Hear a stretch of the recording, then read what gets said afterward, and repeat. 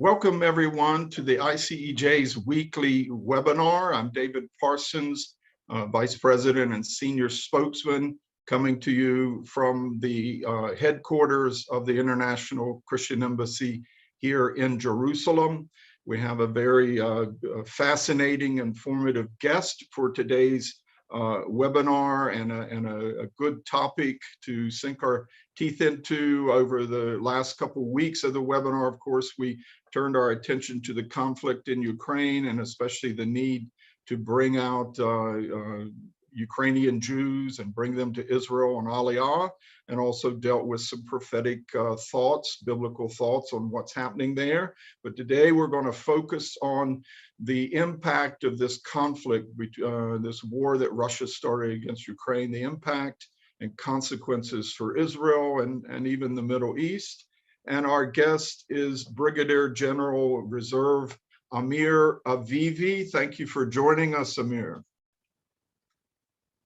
Thank you for having me today. Yes, it's great to have you. I'll do a quick rundown of his credentials here.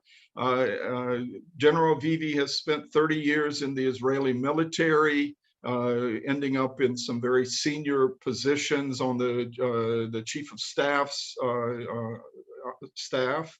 And just 2 years ago, February of 2020, about the start of Corona, he founded a new organization called Habit on Nistim in Hebrew. IDSF in English, simpler. Yeah, it's the IDSF, the Israel Defense and Security Forum. And he's the CEO and founder of this. That they have in just 2 years, they've managed to recruit over 3,000 reserve officers, other IDF veterans, Mossad, the Shin Bet, Israeli police, different people who worked in various facets of Israeli security to form a movement that is nonpartisan to help steer the conversation here about Israel's security needs. And they have made a big splash in Israel. I'll tell you, over the last 2 years, General Avivi is showing up everywhere on Israeli television, in the papers, also in the foreign media and the press, and really is helping contribute. And I guess you're trying to find a consensus, which you're security minded, so you might be a little right of center, but trying to find a consensus of what are Israel's security needs and how should we meet them. And we want you to address the whole impact of this conflict in Ukraine on Israel and the region. If you want to start out with some comments. Yes, definitely. So just tell you two things about myself. I was born in Jerusalem. I come from a family that has been living in Jerusalem 15 generations. And I spent most of my young life outside of Israel. My father was a prominent diplomat. So I got to live a few years in Italy. I lived in the Ivory Coast, in Chile and Argentina. I see there are some Argentinians here. So I arrived as a child to Argentina in '78, directly to the finals of the Mundial, when Argentina won for the first time. So that's why you speak so many languages. Yes, that's why. Not because I'm not intelligent. I had to learn if I wanted to survive, everyday life. I went back to Italy at the age of 16, and I graduated from a British high school, where I even got to be house captain before I went back to Israel to join the army. And I served 30 years. And Israel's national security was always something that was very close to me. And I felt the need to build an organization that will deal with one big question. What is needed to ensure the existence and the prosperity of the state of Israel and the Jewish people for generations to come? It should have been an obvious question, considering the fact that we are a nation that was expelled twice from its land and spent 2,000 years in exile. But for some reason, it seems that after a very short time of the existence of the state of Israel, People tend to take our existence here for granted, and there is no other organization, not even the government or the army, that asks this long-term question. What are the parameters? What is needed to make sure that we exist? There is a tendency today to first think about peace processes, ideas, and then try to squeeze security into that. We think that we need to make sure, first of all, that we exist and thrive, and then see what kind of solutions might be relevant. And we have, by the way, many ideas, and you can find them also in our website. But first and foremost, we deal with national security. And I think one of the most basic notions we have talking about national security that I think you will all relate to is that there is no national security without nationalism, without patriotism, without a deep, deep connection to our roots. If you are not connected to your roots, if you are not connected to your land, if you don't know your history and heritage and religion, you won't have the spirit needed to fight for your country in the long term. Without spirit, no tank and no technology and no plane can help. So when we deal today with the education of the young generation in Israel, when we deal with talking in the media and social media in order to reach big audiences, we make sure that people understand how important is our Jewish Zionist values as the base from which you can build national security. And then we talk about national security needs. We also have quite a large group of researchers. We write position papers. We meet a lot with decision makers from all over the world, and of course also the government in Israel. And I think that the uniqueness of this huge group of thousands of officers and commanders is that we bring a lot of experience from many years of service, and we are the young generation. I mean, I'm the young generation of retired generals. There is a generation of people who are 72, 5, maybe more, that were active in the Yom Kippur War. Many things have changed things. And we're the young generation that had to deal with the decisions made during Oslo and so on. And we encountered a completely different reality. And the way we think is much more, I would say, tends to be patriotic, Zionistic, more connected to the land and to our heritage and history. And so this is us. And I think there is a lot to learn about the issue of Russia and Ukraine. And I think that the first thing that probably, if there is one reason why the Western world is so angry about this invasion, I would say carefully that it's not because everybody cares so much about Ukraine. It's something else.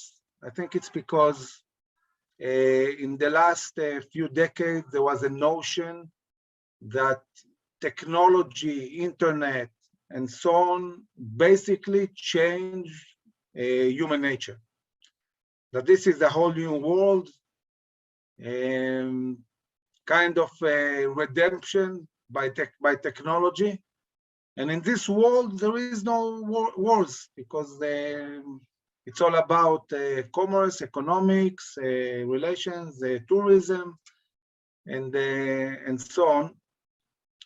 And I think that this war is shocking to people who think like, I would say, John Lennon, maybe. Imagine, you know, imagine that, you know, actually Instagram didn't change human nature. This is what we found out in this war. I think that there is two kinds of messianic thinking. One is religious, and it's more connected to the ground in the sense that when you think about the Messiah and so on, you understand that this world is really problematic, and it will only change when the Messiah will come. But in people who think in a technological way of messianism, they think it already changed, and they behave as if it is already changed. And this is why, in a way, you see this huge gap between how the West is dealing with what's happening in Ukraine and how Russia is dealing with it. And it's like two sides that completely cannot talk to each other and cannot understand each other. Russia has very cold interests, much as the world has been behaving for thousands of years. And the West is bringing some very high values, but not really connected to what's going on the ground. And this creates, and the price is paid by Ukraine. Now, what can we learn? First of all, that human nature hasn't changed, surprisingly enough. Still the same human nature, desire for power, for influence, countries that have an issue of honor and aspirations of being a strong nation. This is what we see in Russia. This is one thing. The other thing is what happens to a country when it gives up its most important assets and relies on the international community. Ukraine until '94 had nuclear capabilities. The world, the US, Britain, so on, Russia said to Ukraine, listen, give up these capabilities and we'll guarantee that you will not be attacked. They gave us these basic assets and look what is happening now. Ukraine is being attacked and nobody is defending them. With all due respect, with all the meetings and talkings and even economical sanctions, this is not fighting for Ukraine. Nobody is fighting for them. And Russia is destroying whole areas of Ukraine completely, bringing down whole cities, and nobody is doing anything. Now, we are asked the same. The world comes to Israel and say, give up your most important assets, the Jordan Valley, the Bible Belt, Judea and Samaria. Don't worry, we'll take care of you. Well, we think that, first of all, the only country that needs to defend Israel is Israel. We need to be able to defend ourselves by ourselves. We cannot rely on anybody else. And if we give up our most important assets, which are spiritual assets, religious assets, also land, there is very few chance that we can survive in the long term. And this is why we as a big organization of officers were very, very in favor of applying sovereignty in the Jordan Valley and in the Jewish towns, in the Bible Belt. We think that this is a crucial, essential area that Israel will need forever. So, you know, from a somewhat spiritual point of view, in the Kabbalah, it says that anything big that happened in the world is for the Jews. That's to do with us, okay? In a way, also anti-Semites say that everything has to do with Jews. So how is really Ukraine affecting this notion? It's interesting. First of all, although this war is devastating and it's hard for Ukrainians, Israel is getting now a huge wave of Jewish migration. For us, it's, in a way, it's good news. We're getting migrants from Russia, we're getting migrants from Ukraine. We're expecting hundreds of thousands of Jews to come in the next coming years, and certainly many in the next coming months. This is a huge blessing for the state of Israel. Israel was established as the home of the Jewish people, and the importance of getting as many Jews into the land, it's a strategic issue for us, and maybe also a spiritual issue. So this is one thing that is affecting Israel in a good way. The other thing is that we can say that Europe and NATO were shocked when they saw this huge Russian army marching into Ukraine. And of course, they feel that they need now military capabilities, which they don't have much now. Just to understand, Germany, this huge country, has 50 tanks in service. Britain, 150. Russia is with 12,000 tanks in Ukraine.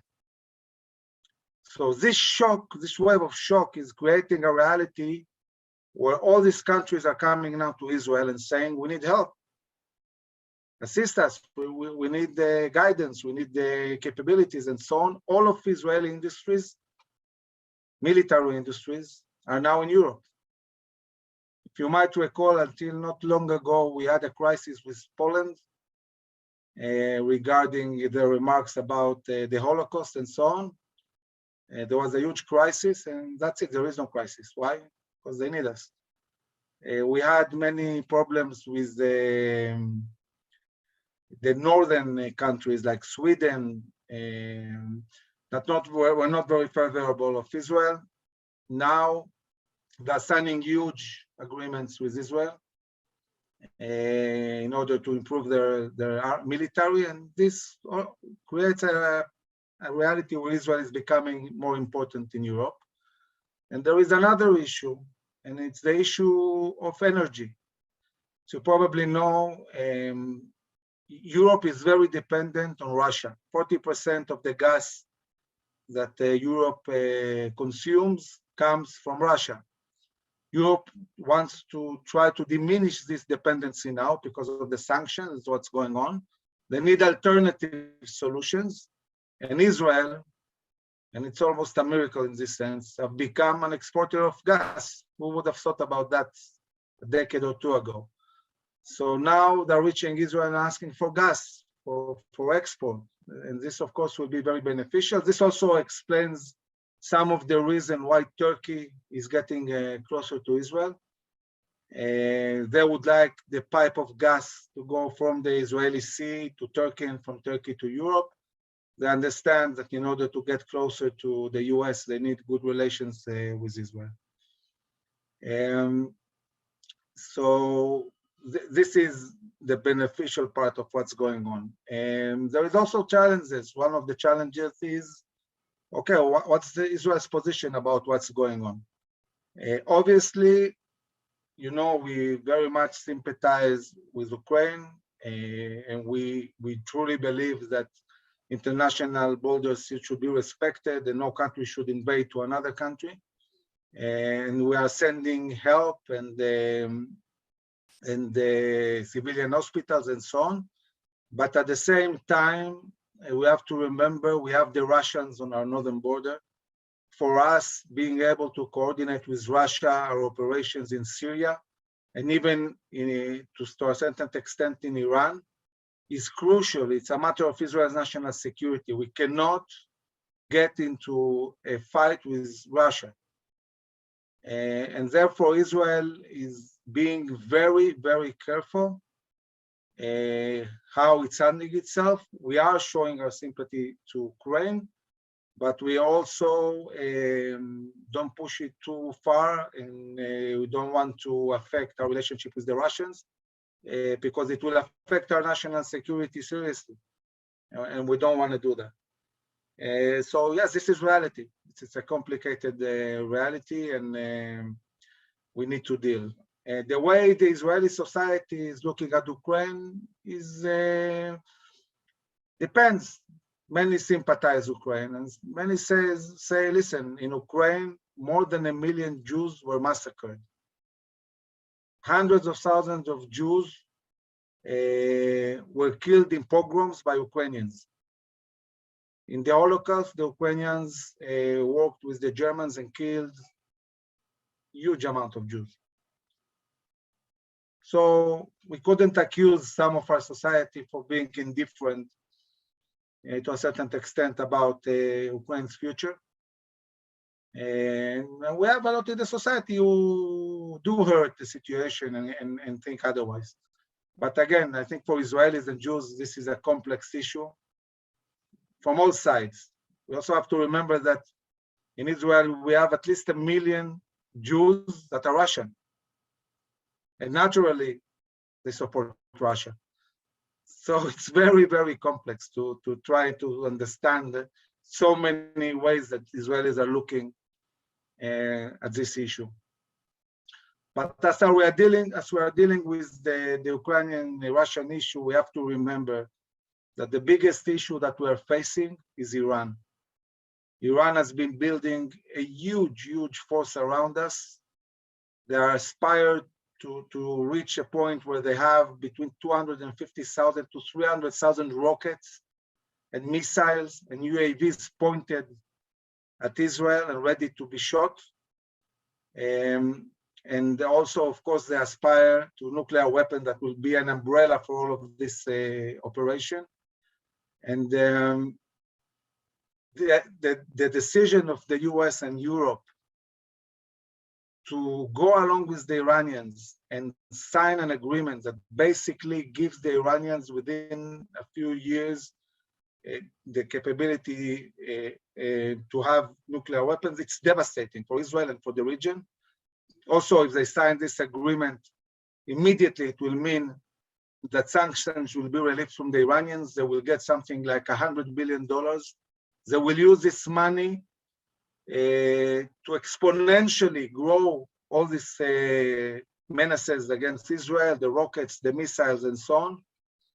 And it looks like the Western world is pushing this region into war, because this is what's going to happen. I mean, if Iran gets all this money and the world says, as far as we are concerned, you can be a nuclear power, this will be bad news, and it makes us feel that we are alone. At the end of the day, we are alone. We have to take care of our own future. We have to get our military and air force and so on ready to attack by ourselves the Iranian nuclear program. And this creates a reality where this is going to be very challenging, the next coming years.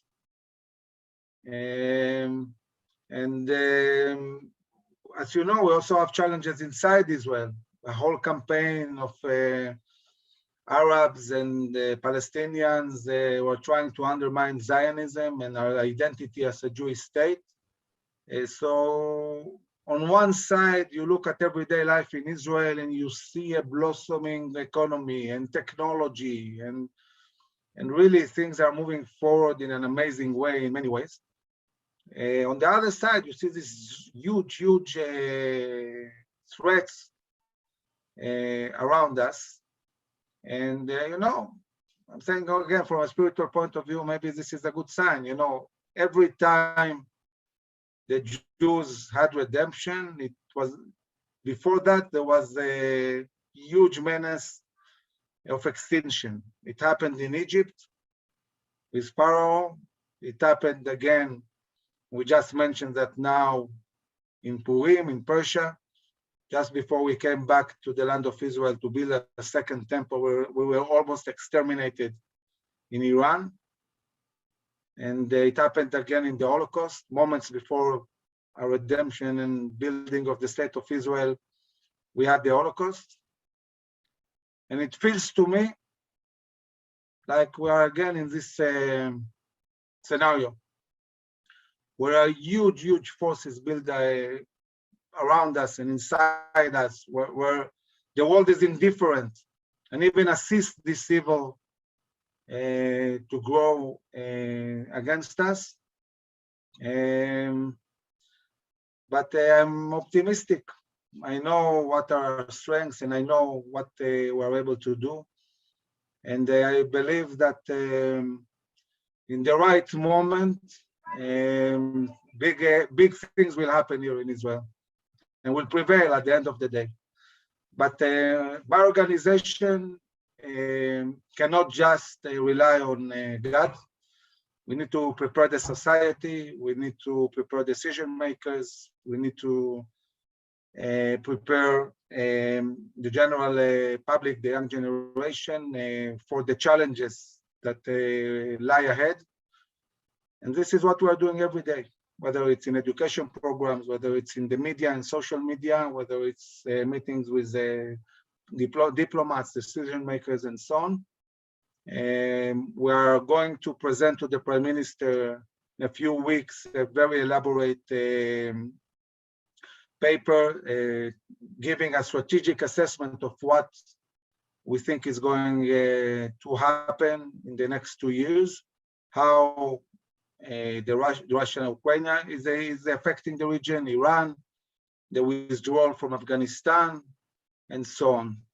Of course, you all see that we are not the only ones that worry. The whole Sunni world is worried. This is why Israeli Chief of Staff met 2 weeks ago, flew to Bahrain and met also with the Qatari Chief of Staff, and why our Prime Minister now is in Egypt and talking to Saudi Arabia, and so on. The whole region is very worried about the Iranian issue and where this is going. And all of us are preparing for what's to come. So having said that, I would be happy to open it to questions, David, and please.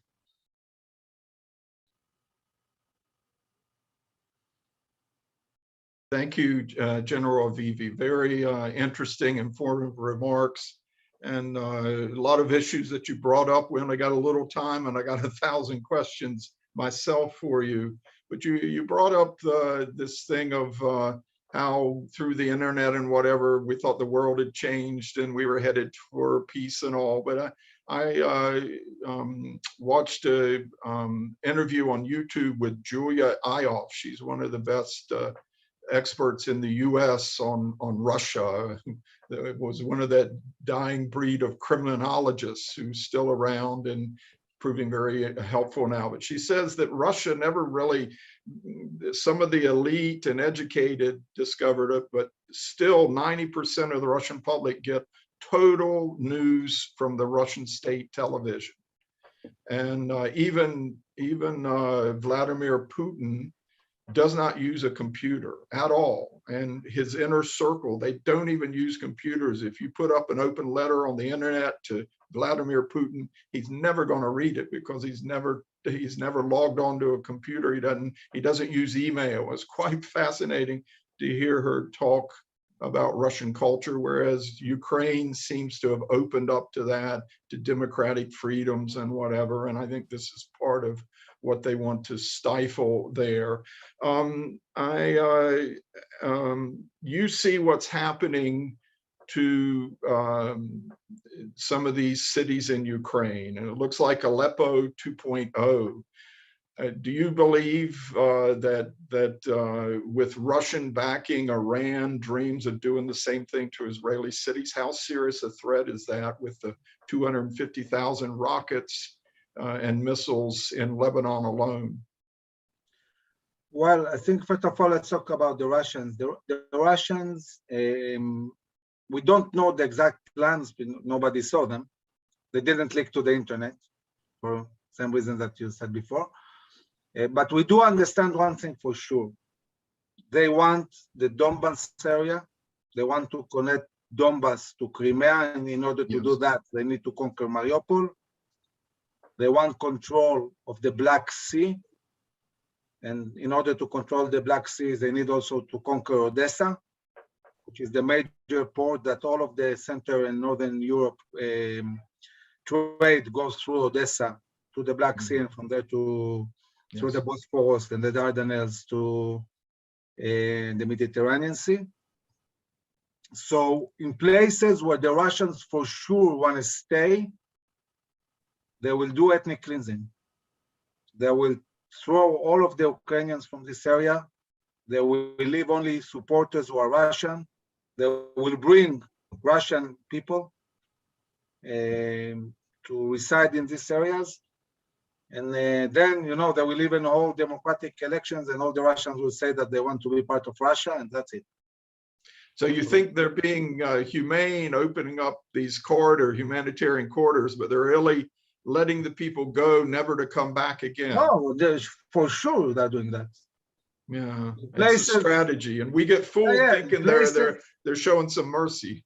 yeah, no. They want all of the societies that is not with Russians to live in the areas that they want to stay. Now, what we don't know for sure is, do they want to concentrate just on this area, or they also really want to conquer Kiev and go north and south along the Dnieper River and annex all of eastern Ukraine? It's not clear.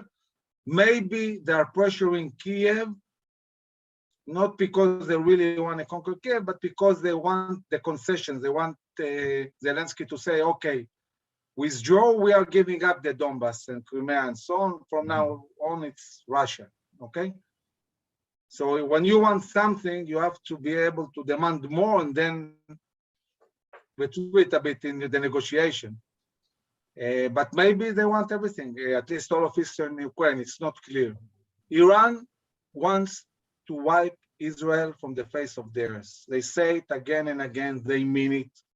They are willing to sacrifice their whole economy to build this huge force to fight Israel. They want, when they will feel ready, they will operate, they will attack Israel.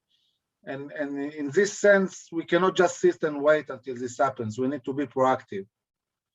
And this is part of what we're talking as an organization to the government. What can we do to get more ready? What can we do to be proactive and not wait for them to take the initiative? Because today, because you are talking about rockets and missiles that are already pointed towards Israel, it's just a decision. In a milli decision, you can shoot tens of thousands of rockets. You won't even be alerted. It will happen fast. So if you want to be ready, you need to be proactive and see what you can do about it. And it's a challenge. It's a huge, huge challenge. Israel, of course, is trying to bring the best of the technology in our minds to find the solutions. The Prime Minister had talked in the last months about the laser program that is being developed. It's an amazing program, but it will take years. It will take a few years to really create a reality where you have a lot of laser weapons around Israel that can deal with many of these challenges. Until then, we'll have to deal in other ways.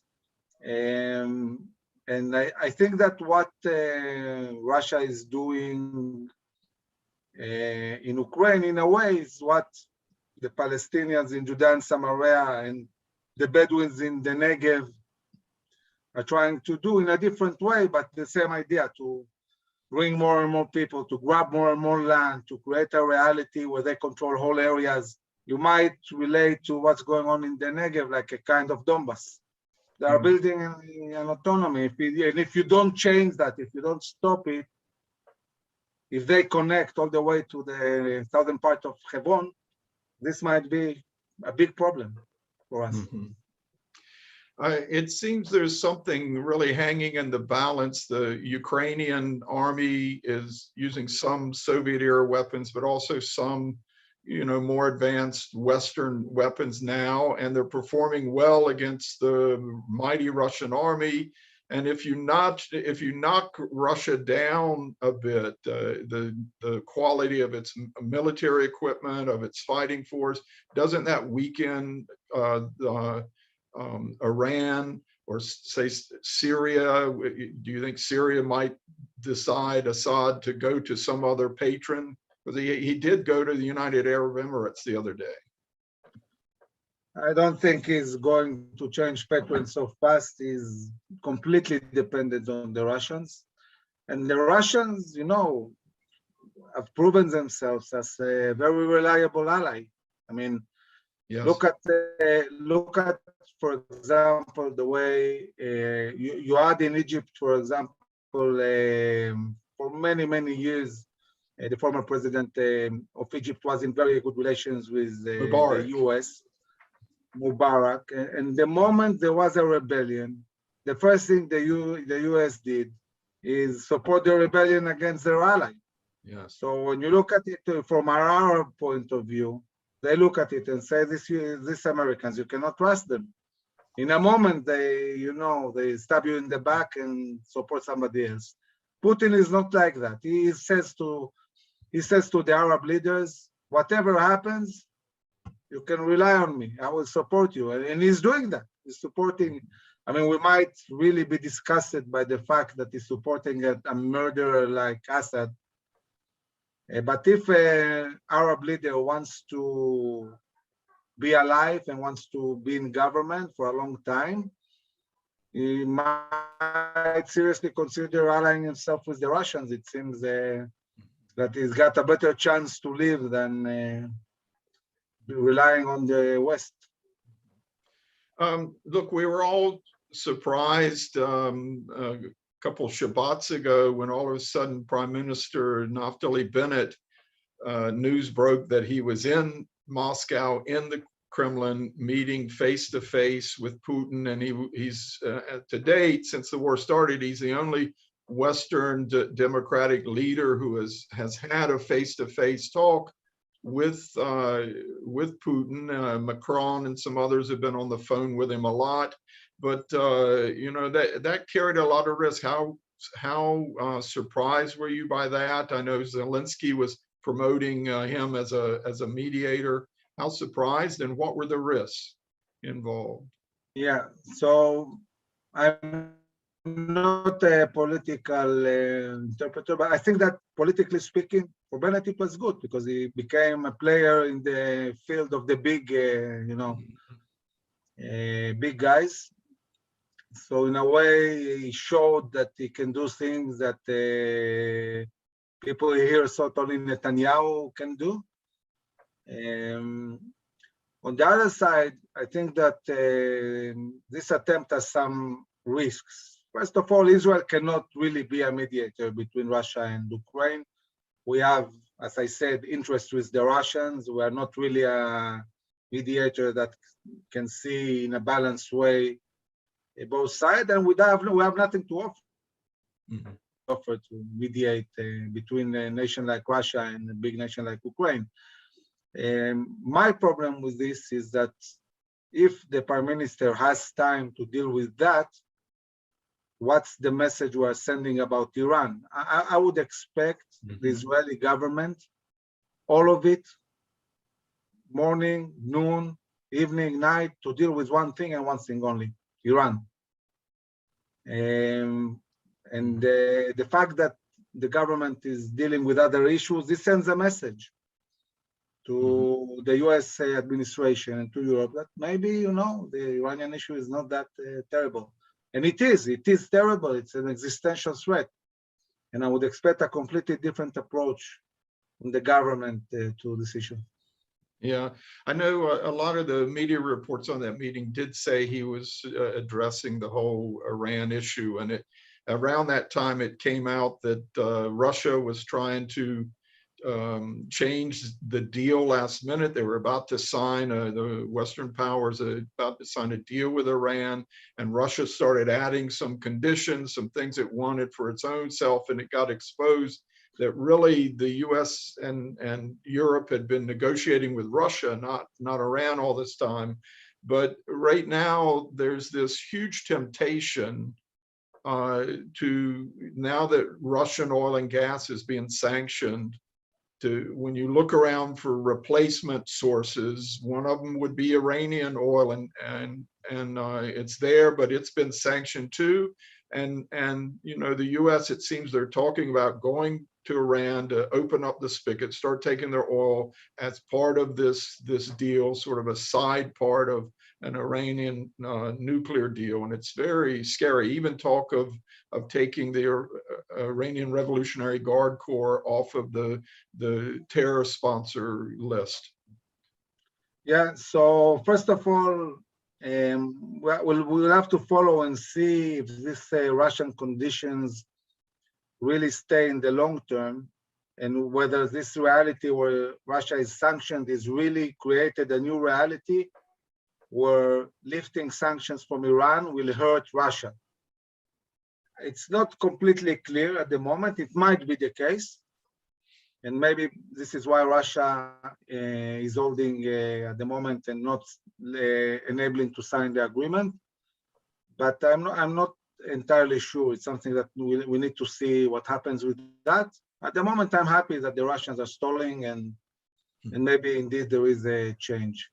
Looking at the willingness of the Biden administration to lift sanctions from the most murderous terrorist in the Middle East, it's inconceivable. I usually think of myself as a person that when he sees things happening on the international arena, usually I can understand what are the interests behind it. I cannot agree or not agree, but I can understand the interest, like I explained Russian interest before. What the US is doing, I cannot understand. Cannot understand because what the US is doing is undermining US security. It's undermining its allies. It's undermining the Middle East, and it's undermining the globe, because Iran nuclear is a menace to all of the world. It is going to destabilize all the world. And Iran will never go with the US. Iran will ally itself with the Chinese and with Russia against the US.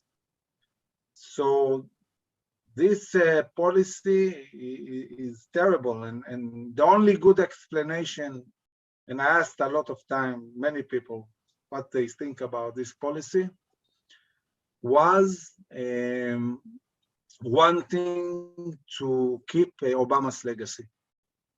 Obama started this process, and in this administration, you have many people who owe Obama a lot and were part of Obama's administration.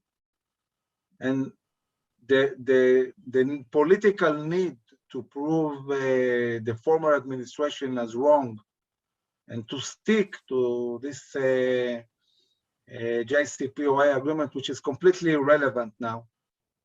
It seems the political need overcomes any common sense and any logic you would expect from the US administration. Mm-hmm. Yeah, I'm very concerned as an American myself about our government want to revive this bad deal. And when you see the carnage and mayhem that here Russia, this great power, what they all the mischief and the destruction that they're causing under the umbrella of a nuclear threat, because they've got nukes, the West is afraid to get in there and fight. Well, what if Iran gets nukes? Then the missiles in Lebanon and Gaza and all were put there, were given to these proxy militias to create a deterrent and use them once in a while, create a deterrent so that Israel won't attack the nuclear program in Iran. But once they have nukes, Israel's a one-bomb country, and they can fire all these conventional rockets all day long because they have a credible threat of it. That's yeah, you see it very clearly with North Korea. Yes. It's almost ridiculous country with nothing, with no economy, but they have nuclear weapons, and see what's going on. Nobody can deal with them. Yeah. Yes. I got a couple more questions, and we have some others that are coming in. I'm a little concerned. I think that there have been some serious war crimes, as they're now defined under international law, committed by Russian forces. And it seems to be an established policy of just bombing civilians into submission as a strategy of ethnic cleansing. And but I'm also concerned the more times you drag people in and are accusing people of war crimes, that all those BDS agitators, those anti-Israel activists out there, they're just going to say, well, now it's time to also drag Israel. Do you think there's a backlash Israel should be worried about, that they're going to get even more active in dragging Israel to the International Criminal Court in The Hague? Well, there is a whole campaign by the BDS and the Palestinians trying to make a connection between Ukraine and Yes. Palestinians. Yes. Of course, this connection is ludicrous, and I would say it's Correct. even the other way around. You can connect Ukraine and Israel, not connect Yeah. Ukraine and Palestinians. But they're surely trying to do this connection, and we'll have to see in the future whether it works or not. We don't know. It's hard to say. At the moment, it doesn't seem to really have a big impact, but it's hard to say how it will evolve, in the future. Okay. I have one more question. Israel, the Israeli government is trying to, walk a tightrope here, maintain some sort of relation with Russia because of all the damage it could do here, but also giving once in a while voting for condemnation of Russia at the UN, sending a medical, hospital, other aid, humanitarian aid, but no weapons. What would you do different to help the Ukrainians, or even, what would you do different than what the government has done? Would you give them the Iron Dome system? No, I think that the government of Israel is doing exactly what it can and should do. I think that we definitely need to help in any civilian way we can.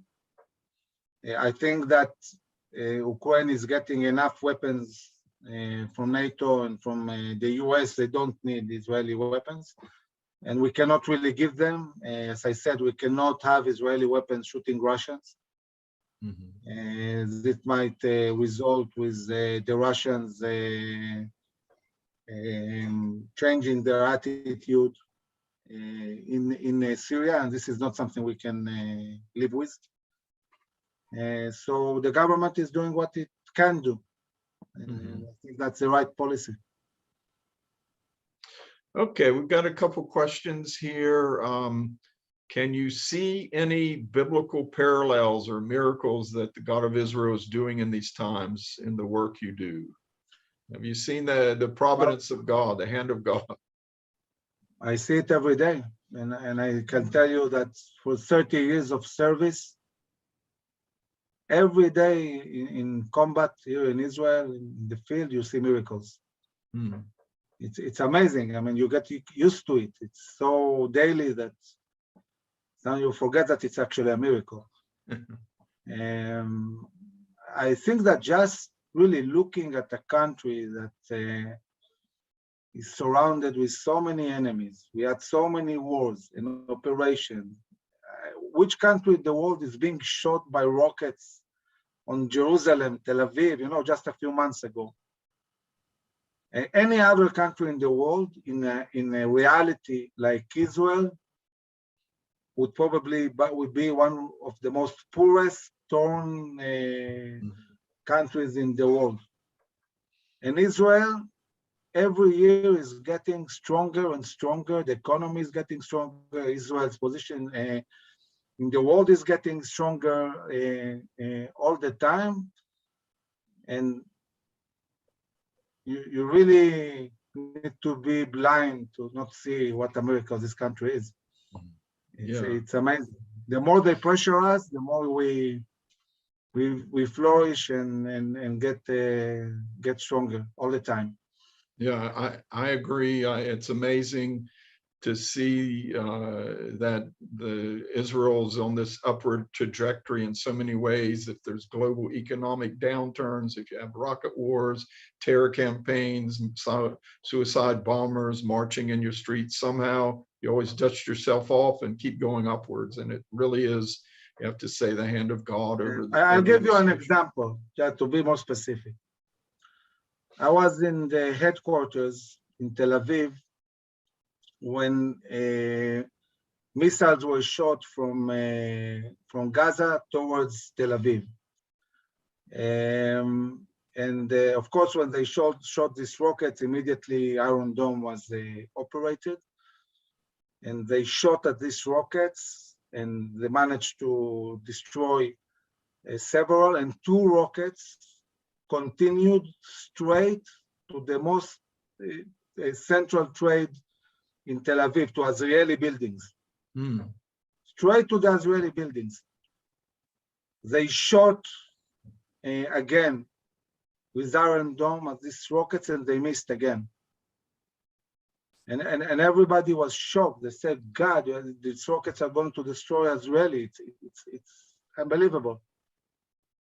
And then a second later, a huge wind came from east to west and threw these rockets into the sea. Oh my goodness. The soldiers in the war room started to cry. They knew they witnessed a miracle. And this is one of many. I can tell you many stories there. But of so many miracles. Wow. I hadn't heard that one. That's amazing. We have a question with the huge surge of Aliyah. Will Israel allow some of these Ukrainian, Russian newcomers settle in Judea, Samaria? Are they going to become settlers? I think they want to populate the Negev and the Galilee because the Jewish Arab balance is so close there. They want Jews living. So I think that I'm sure that many will also go arrive to Judea and Samaria, but yes, we want to populate the Negev, the Galil, all the open areas we have, areas that are heavily populated by Arabs. So for us, it's a huge blessing. And I think that, looking at it really from a spiritual point of view, when you look at the huge anti-Semitism in the world, which is growing more and more and more, this is a sign for the Jewish people, which says something very simple. Take your things and come to Israel. You're not going to live for long in the diaspora. It's time to come back home. Here's an excellent question from Justin Daly. It says, Ukraine is winning the media war, the war for hearts and minds around the world. What can Israel learn from this, especially regarding, the whole struggle over Judea, Samaria, and the Golan Heights? I'm not sure it's similar. I think the way we are treated is very, very different from Ukraine. And also talking about Ukraine, I'm afraid that maybe in a week or 2 or 3 or in a month, the media will get tired of this war and we'll start dealing with something else. And the Russians will continue doing what they want to do. So I'm not that impressed by all this support. I think it might change later on, where people will start getting bored and look for the next news. Yeah, there's already what they call sanctions fatigue among some Western leaders. They don't want to put more sanctions already. No, it's affecting also the West. I mean, when the prices of oil are going up in the US and a gallon will reach $6, I think also the society will say, that's it. We're not going to pay the price for some distant country in Europe. We've seen it some here in Israel with some of the recent rocket wars, that everyone has cameras on their phones and does videos and posts them. But this war, whether it's TikTok or Telegram or Twitter, it's just being played out. That's the sources for the real news, not the big news sites like CNN and BBC. It's quite interesting. Israel needs to learn that. Okay, it looks like he's frozen right now. Are you still with us, General Avivi?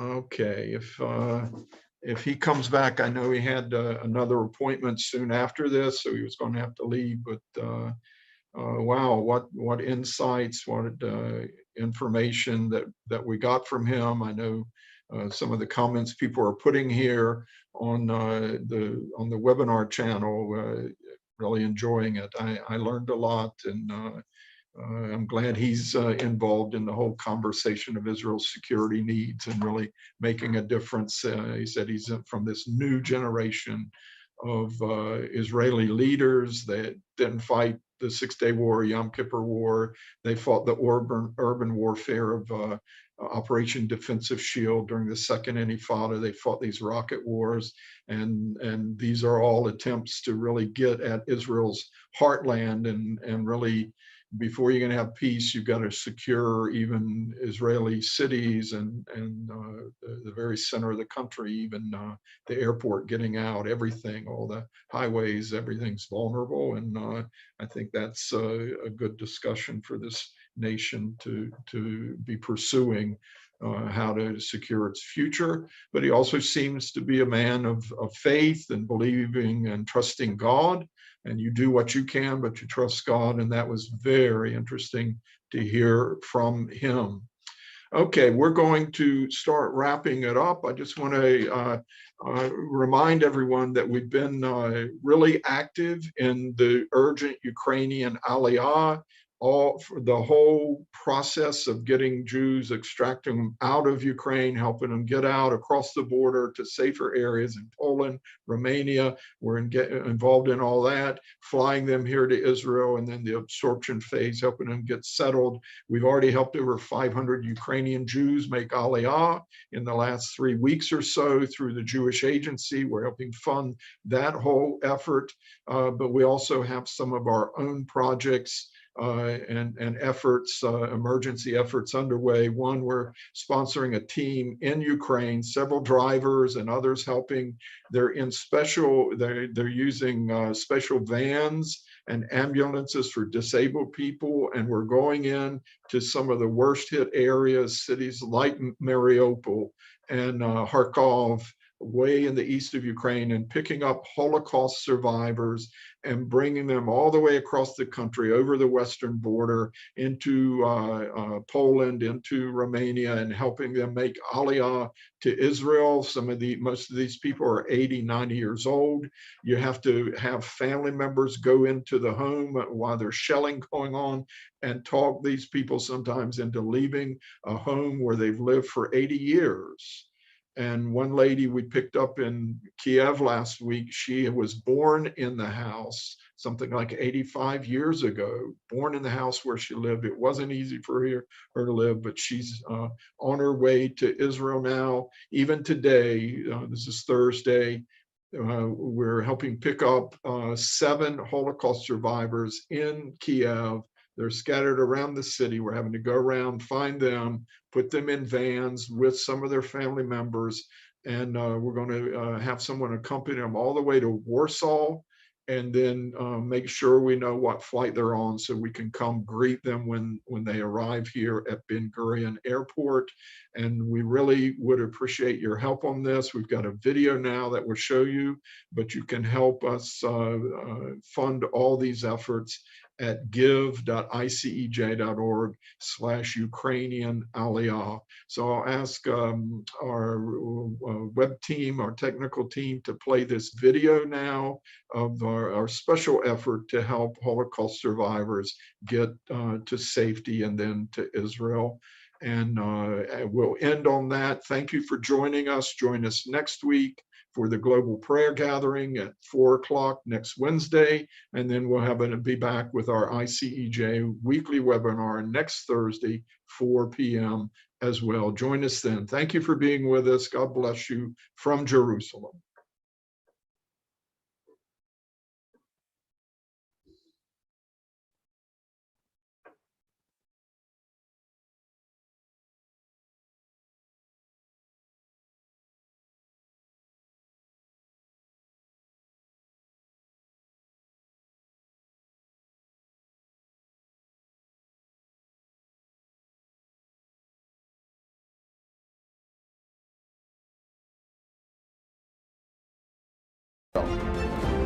We are especially concerned for Holocaust survivors in Ukraine, who have already seen enough horrors and wars in their lives.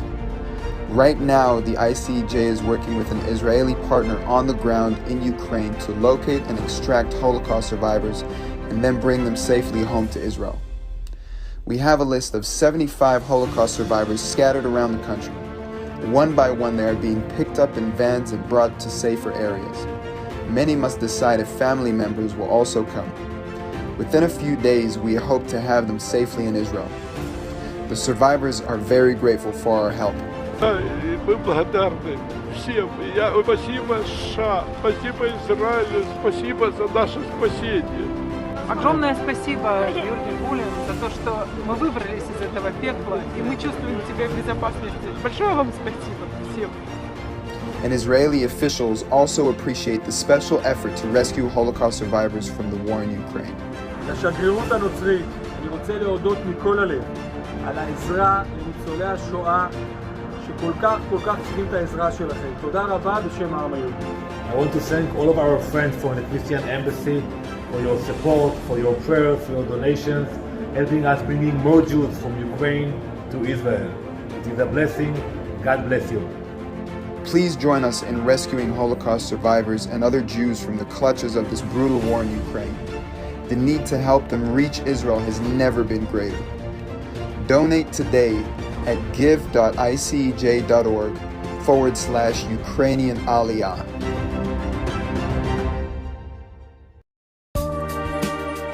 Thank you for joining us today. We'll see you next Thursday at 4 p.m. Be sure to subscribe and follow us on our social media pages for more exclusive ICEJ content.